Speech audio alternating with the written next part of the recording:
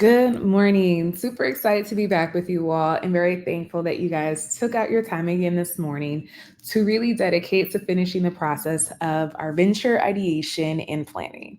So I know we didn't quite get there last week. And so I wanted to create a video to help get us to that finish line, or at least a place where we could feel comfortable with understanding our venture and creating a vision for our venture. So in order to get there, I want to recap a little bit of last week. So last week we talked about the foundation of micro. And one, I think, quote that wraps up or summarizes the foundation of micro is from our founder, George Richmond. He said, if you want children to one day rule the world, we have to give them one to run. And so, in essence, we have to create the conditions to allow our kids to have as many at bats, to allow them to navigate the world in which one day they're going to run. And so, micro is just that, creating a society or creating the conditions collaboratively with our students, so that they have the opportunity to practice what one day that they will be in charge of or being held responsible to do. And so, with that, the idea and question that some folks posed was, well, how do we create a society that has equal participation and engagement with all the citizens? And the answer to that was our citizenship contract. We create a citizenship contract where everyone is able to put their DNA into our society. And we did that by excavating or asking everyone to write down their top 10 values. We then went from top 10 to our top 5 to our top 2. We then shared our top 2, and from our top 2, we came up with a table top 2. And from our table top 2, we were then able to have a larger conversation to come up with our class top 2. So with that, we then were able to say these are our top 2 values. Afterwards, we're able to then go into another phase of our work, with which was envisioning what we want society to look like. And we had a robust conversation of what we did not want society to look like. And between that rich conversation of what we want to see and what we did not want to see, and also lifting up our values, we were able to come together and create our citizen contract, which was our vision for MicroSociety. So once we were able to do that, we now know that we are building upon this solid foundation. Now we need the framework. And so the framework that we're really using or utilizing are our endorsements. Our endorsements are how we're going to build this out. And our endorsements are influencing what ventures we're going to create.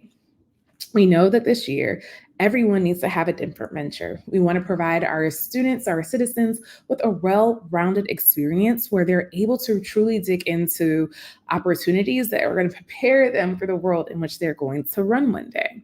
And so we did a deep dive of the alpha generation to understand a little bit better what opportunities may arise for them that we could start preparing them for today within the endorsements that we have.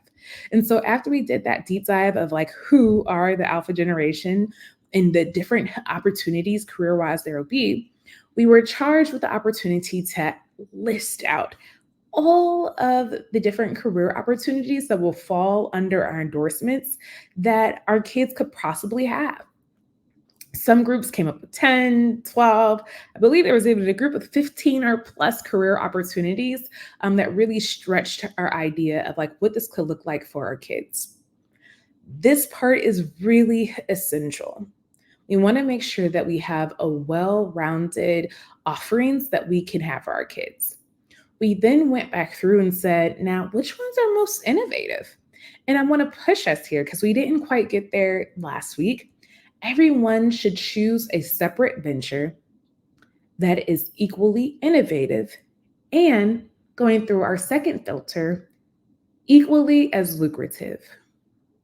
We know that there is not just an opportunity gap, but there is a wealth gap that our kids face daily. And so in order to address that, we want to start exposing our kids to careers or opportunities that could bring about wealth that could then help address the wealth gap that currently plagues, especially Black and Brown communities in our country. So if you have not already, I would love for you could either do this collaboratively with your grade, which is probably preferred, or you could do this independently, whatever best moves you in this particular space. I want you to take a step back and review the list or create the list of as many innovative and lucrative career opportunities under the endorsement that you guys have.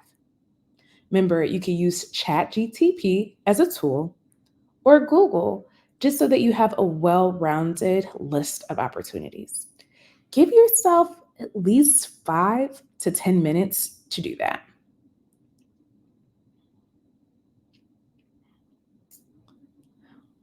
All right.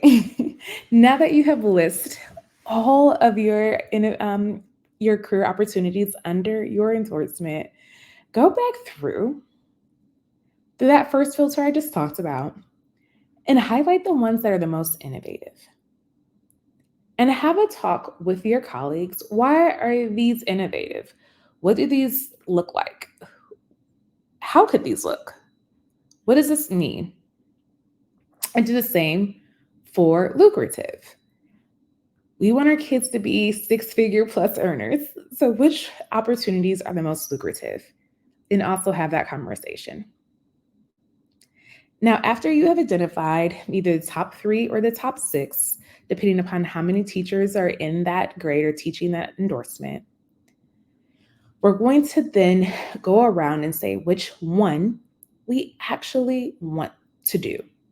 Remember, each person has to choose a different venture because we want our kids to have a well-rounded experience, and exposure to different opportunities is essential to challenging the opportunity gap for our kids.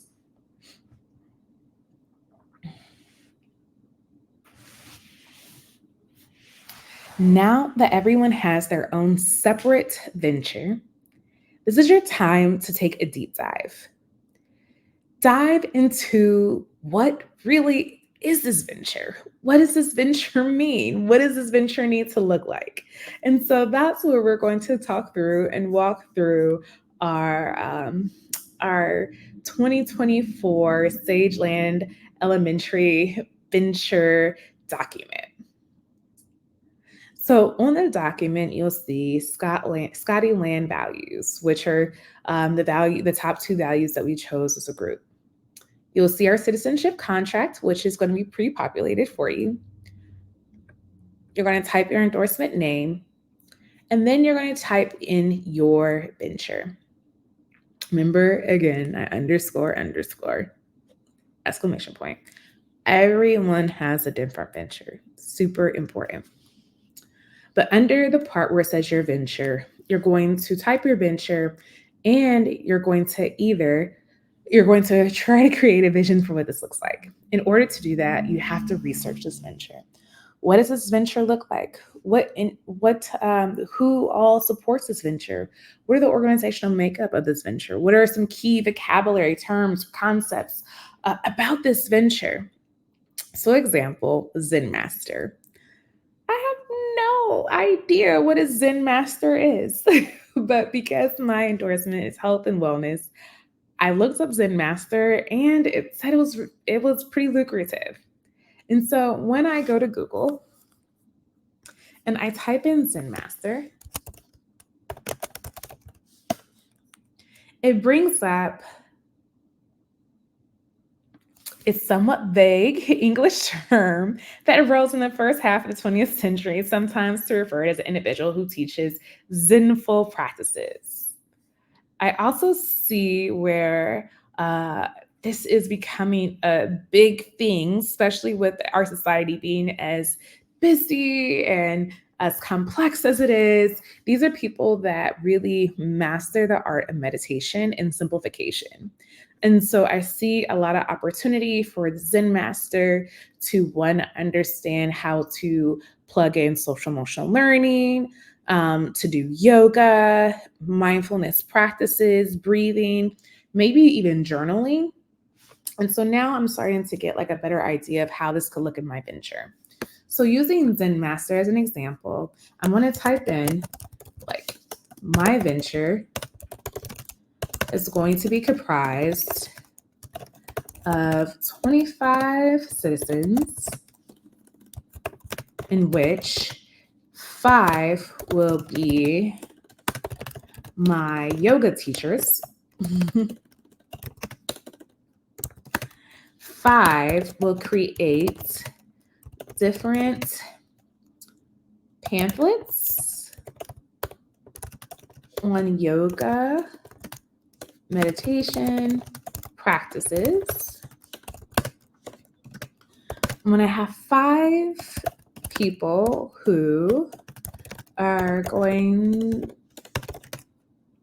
to make stress balls for sale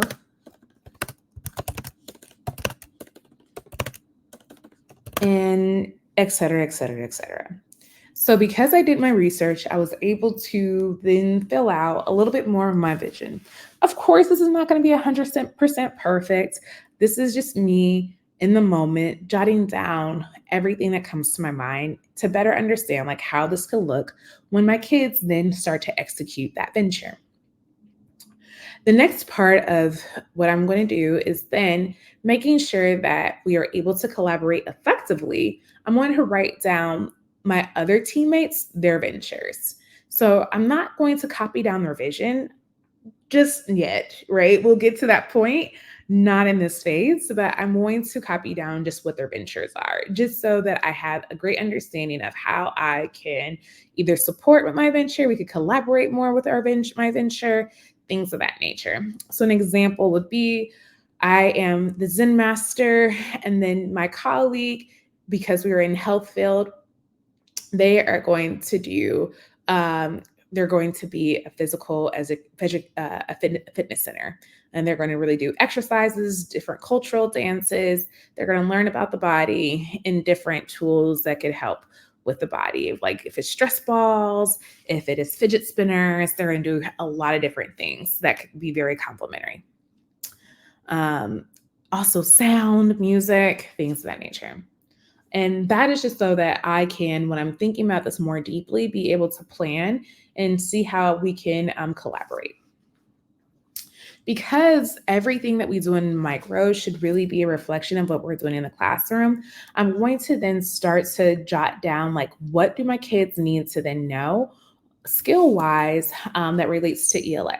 So for example, out of our pamphlets, our kids need to know this particular standard in order for them to like really have great, excellent quality pamphlets that thoroughly explain what they're doing, right? Our meditation itself. We're going to do the same exact thing for math. This is going to stretch us as practitioners because we really want to be able to make that classroom connection to the venture to make it that much more powerful. After you do that, you're going to see where it says a little bit more so, who do I need to collaborate with and why? And that goes back to my teammates' ventures. I could say, I need to collaborate with Mr. So-and-so because they are over this and I need this aspect from them. Or it could be from a totally different venture, which I know we're not going to do this year, but just going out there in years to come, it could be different grade levels and how we want to collaborate with them. And then how you believe you need to collaborate. Once you complete that section, you're done. You're done. I know it sounds like, oh, it's not that easy.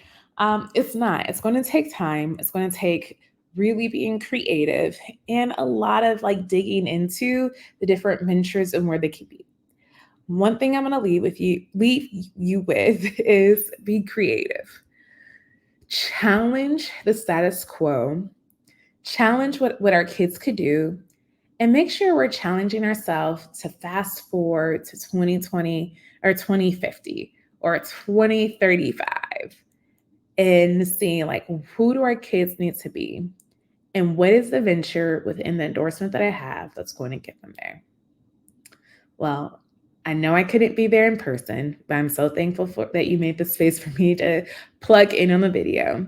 If you guys need any question or need any help or have any questions, please do not hesitate to text me, email, or call. I am here and I want to see you all have a successful and very vibrant Scottyland. Thank you and can't wait to connect with you guys again soon.